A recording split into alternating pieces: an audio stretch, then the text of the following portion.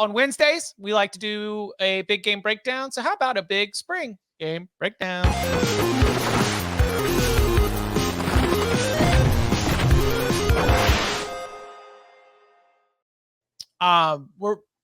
We can move pretty fast through these. I think what we were really looking to identify is a couple of things for each of these that we're keeping an eye on.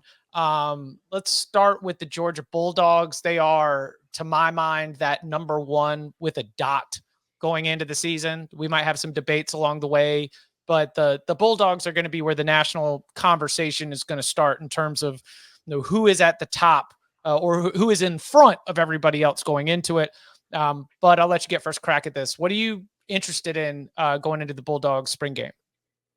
I want to know if Georgia has game wreckers up front like they did in 2021. That 2021 Georgia team, I think, ended up having like 4 first-round defensive linemen over the next 2 cycles, which is not normal. So I don't think they're going to be that level, right? But like the guys they had last year on the defensive interior were merely good. 110 out of 130 programs would love to have that combo, maybe more, like maybe 120. But for Georgia, a team that like expects to just destroy people up front, I want to know, like, do you guys have real difference makers? Like maybe what Barry Alexander could have been if he hit his ceiling at Georgia. He certainly made an impact last year at USC, some good and some bad as well. Maybe not all his fault, maybe some his fault. So I'm curious in that. There's been a lot of reports out there. I read Dogs 247 all the time. O-line seems to be kind of kicking Georgia's D-line's ass quite a bit. So maybe Georgia's got an awesome O-line, or maybe they got a little bit of just average, or maybe slightly above average here on the D-line. So I'm curious, why is the O-line winning so easily? Is Michael Williams practicing? Thought he was working back. Starks has not been practicing. Allen's been practicing. They feel pretty good on the edge, apparently. Like Damon Wilson's coming along nice. If Michael Williams isn't practicing, that's why the offensive line is winning. I think Mikel's playing more edge this year, though. You can put him anywhere. Yeah. So, 3 names that are not going to be there: Kamari Lassiter, Javon Bullard, Tyke Smith. And there's this interesting balance right now where you've got, some players who've been in the program for a little while, like Dan Jackson at safety. You've got some players who maybe at corner, I guess you get Julian Humphrey might get a little bit more. Dallin Everett probably starts, but you've got 5-star safety KJ Bolden, number 14 player in the 2024 class, who's an early enrollee and might be sniffing more playing time than a lot of people realize. You've also got a former 5-star in Ellis Robinson, who's probably not physically there to be playing all the time, but everyone seems to believe that his ceiling is really high. You have this idea about Kirby Smart being from the Nick Saban tree and defensive backs and everything being real plug and play. I just think there's that interesting split that we have with the Bulldogs where you've got players who've been in the program and then you've got younger players with less experience and higher ceiling. And I'm curious how that ends up balancing out. I don't think we necessarily get any answers from the spring game exclusively, but that's definitely the one piece I've got my eye on right now with the Georgia team where quarterback is answered, where you feel like, running back got answered through the portal. You've got enough dudes at wide receiver that you think it'll piece together.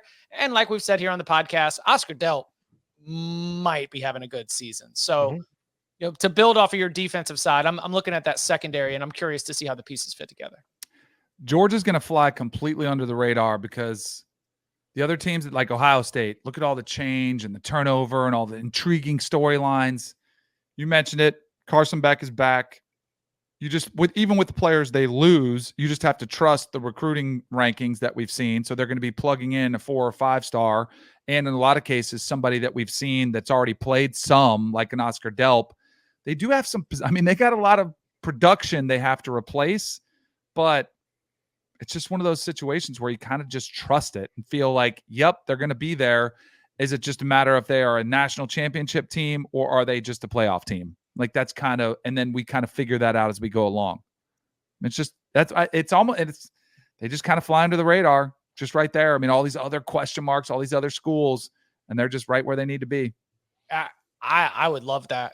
Like that's for Georgia.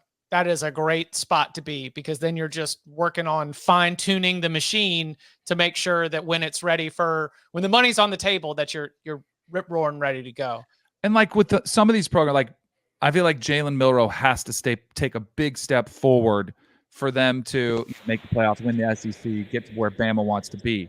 With Carson Beck, I think he has to take incremental steps forward. He doesn't have to. He's already shown the ability that he's got. Like, he can lead this team to a national championship. It's almost like, all right, is he going to be a top 5 pick? Is he going to be a Heisman Trophy winner? Is he going to be a national championship winning quarterback? And he doesn't need to improve that much to do it. I agree with that. But I also want to see these receivers. I mean, Colby Young apparently has been just dominating for them. Miami transfer. Yeah, like if Ra Thomas and Dom Lovett can just be like reliable, good college targets, but like they're not super freaks, just like really nice college players. Maybe get Arian Smith to actually stay healthy for a season. I'd love to see what he can do. There's all kinds of clips of Kirby, mic'd up saying like, "Hey, nobody in this league can run with you, Arian," and that's probably true. I mean, he's maybe the fastest player. Well, there's a couple guys who are like Olympic hopefuls, but aside from those type of dudes, he's like legitimately crazy fast as a receiver. And Georgia does try to find ways to sneak him in the game and scheme it up. Maybe if he becomes a little bit more like a complete receiver or just can stay on the field with health, I am curious to see how he looks. Craig Lawson in the chat says I deserve to be suspended for a show because of my Oscar Delp takes. Oscar Delp is a better blocker than Brock Bowers, Craig. You might not think so, but the tape and the numbers show. And I want to bring up the numbers because I was on Kevin Clark's podcast and I didn't have the numbers in front of me. I do right now. Georgia's 2023 rushing attack when Brock Bowers was playing, 47.9% success rate, 0.11 EPA per rush, 5.1 yards per carry. When Brock wasn't playing and Delp was in his place, 53.4% success rate, 0.17 EPA per rush, 6 yards per carry, because Oscar Delp was able to get across and get that backside defensive end on the split zone to make sure the play wasn't blown up in the backfield nearly as often as it happened when Bowers was doing it. So, he's better as a blocker. He's not the same as a receiver, but he's better as a blocker. Tom bringing facts. Yeah, the Arian Smith thing is so wild because what is it? He flashes in the semifinal win against Ohio State, right? Was a huge part of that 2 seasons ago. Last year, records an appearance in almost every single game, but like doesn't have a huge statistical impact. He had the 51-yard catch against Alabama in the SEC championship game, which I think, to your point, is the old scheme it up. Like, oh, this guy's faster than everybody. If we just do this, and this, boom, there you go, 51-yard pass. Will he crack that rotation? That's a good call right there.